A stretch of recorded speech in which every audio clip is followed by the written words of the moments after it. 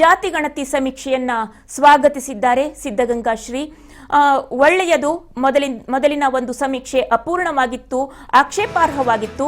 ಗಣತಿ ಯಾವಾಗ ಮಾಡಿದರು ಅಂತಾನೆ ಗೊತ್ತಾಗಿರಲಿಲ್ಲ ಅಂತ ಹೇಳಿದ್ದಾರೆ ಸ್ವಾಮೀಜಿಗಳು.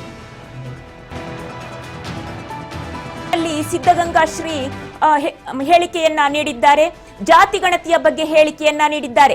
ಜಾತಿ ಗಣತಿಯನ್ನ ಯಾವಾಗ ಮಾಡಿದ್ರು ಅಂತಾನೆ ಗೊತ್ತಿರಲಿಲ್ಲ. ರಾಜ್ಯ ಸರ್ಕಾರ ಇದೀಗ ಒಳ್ಳೆಯ ನಿರ್ಧಾರವನ್ನ ತೆಗೆದುಕೊಂಡಿದೆ ಅಂತ ಹೇಳಿ ಸ್ವಾಮೀಜಿಗಳು ಹೇಳಿಕೆಯನ್ನ ನೀಡಿದ್ದಾರೆ. ಕೇಂದ್ರ ಸರ್ಕಾರ ಜನಗಣತಿಗೆ ಆದೇಶವನ್ನ ಮಾಡಿದ್ದಾರೆ ಅಂತ ಹೇಳಿದ್ದಾರೆ. ತುಮಕೂರಿನಲ್ಲಿ ಸಿದ್ಧಲಿಂಗ ಸ್ವಾಮೀಜಿ ಪ್ರತಿಕ್ರಿಯೆಯನ್ನ ನೀಡಿದ್ದಾರೆ. ಜಾತಿ ಗಣತಿ ಸಮೀಕ್ಷೆಯನ್ನ ಸಿದ್ಧಗಂಗಾ ಶ್ರೀ ಸ್ವಾಗತಿಸಿದ್ದಾರೆ.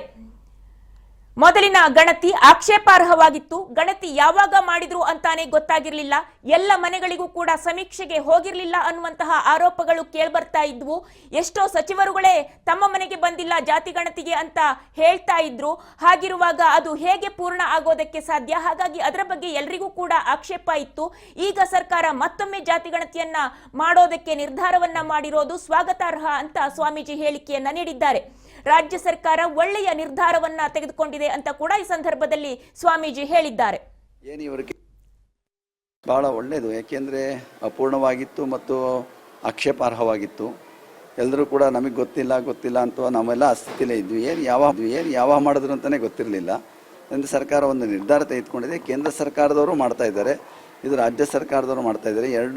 ಎರಡೂ ಕೂಡ ದುಡ್ಡು ವೆಚ್ಚ ಮಾಡಿದ್ರು. ಇಬ್ಬರು ಒಂದುಗೂಡಿಕೊಂಡು ಒಂದೇ ಒಂದು ಸಮೀಕ್ಷೆ ಮಾಡಿದ್ರೆ ಒಳ್ಳೆಯದು.